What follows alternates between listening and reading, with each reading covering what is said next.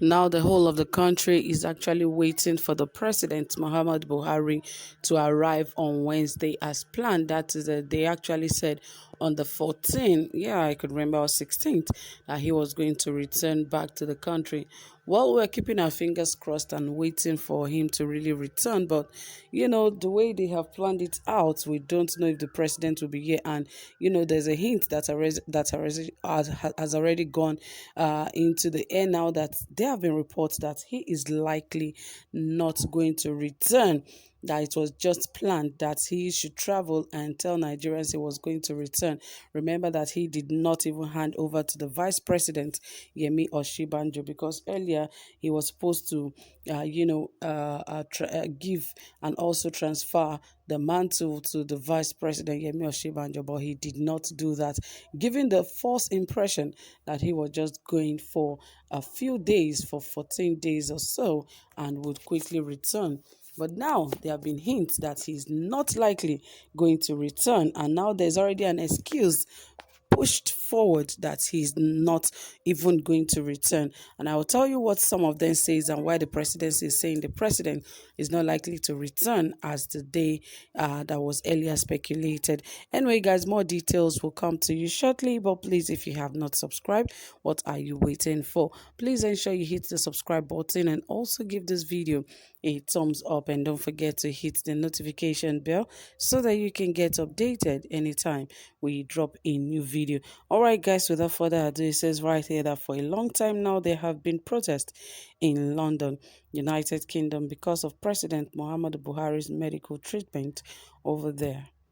Based on that note, the presidency has decided to extend President Buhari's stay over there in London, saying that the presidency made it clear that President Buhari stays in London, United Kingdom, has been extended amidst the presidency made it clear that President Buhari's stay in London, United Kingdom, has been extended amidst protests over his medical treatment abroad.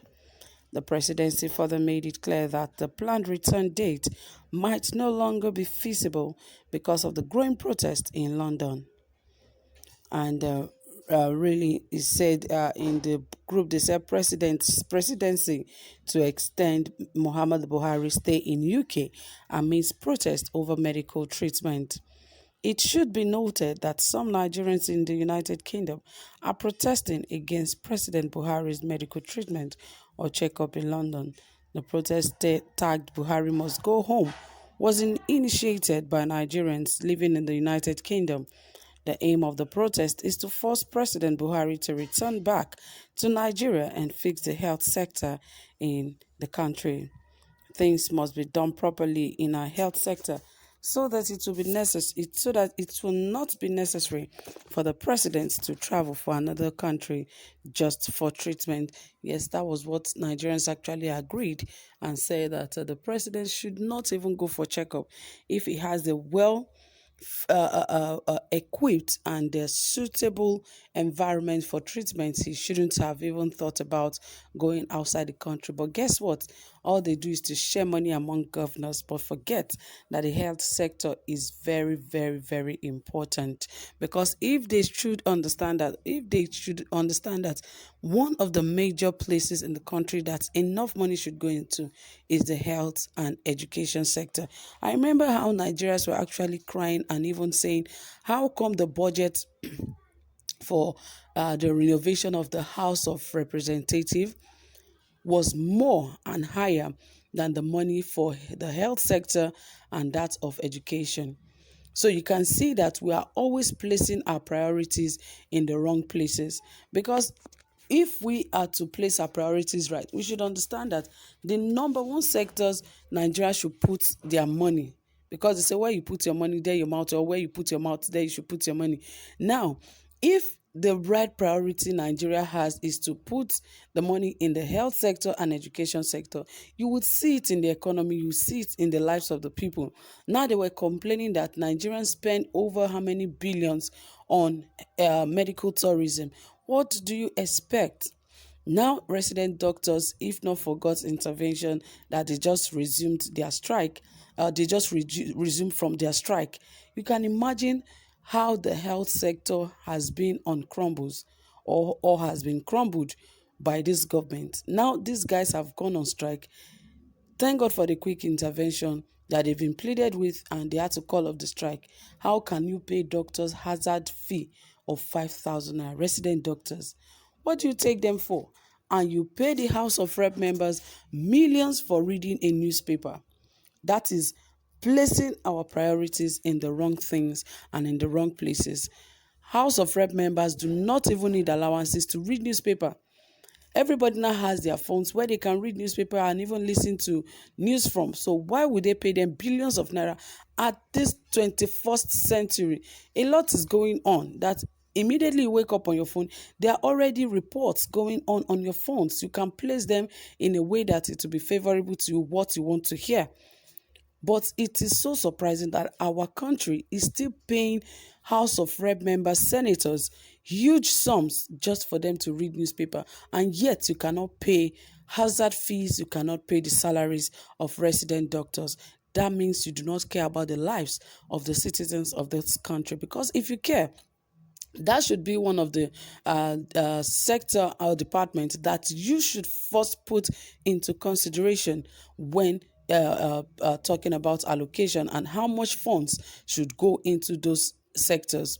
The health sector is one of the most important, if not the most important. Then we should talk about education. Now, a lot of children are out of school. I remember those times a lot of people used to go to school without paying a dime in school, and you go through school for the whole of the 6 years and you are not paying a dime. Even in primary schools, people do not pay fees. They do not pay school fees. But guess what now?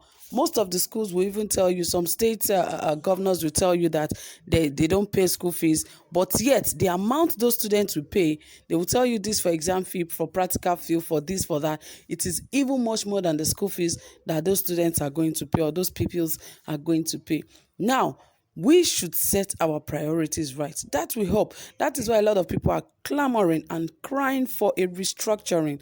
But even when we talk about restructuring in Nigeria, how long is that going to work? Can that really work in this time? Because when we talk about restructuring, and yet our constitution still remains the same, we have not restructured anything. So first of all, we should talk about that constitution that allows more money to go to House of Rep and senators than teachers who are producing the right people in the country. Who are the people that produce the senators? Who are the people that produced, the House of Rep and even the governors and the president? And yet you give them peanuts, and then you take all the revenues and all the monies, you pay them into the hands of those who just sit by. Even when they are having their parliamentary meeting, all they sit is just to sit down. Some fall asleep while they are sitting down. So it is terrible when Nigeria is placing our priorities in the wrong things. And all of this should be corrected, and it will help the country to really grow. So that is it from here, guys. Thank you so much for listening. Whatever you have to say about all of this, please drop it in the comment section. And don't forget to give this video a thumbs up. Do have a pleasant time. Bye for now.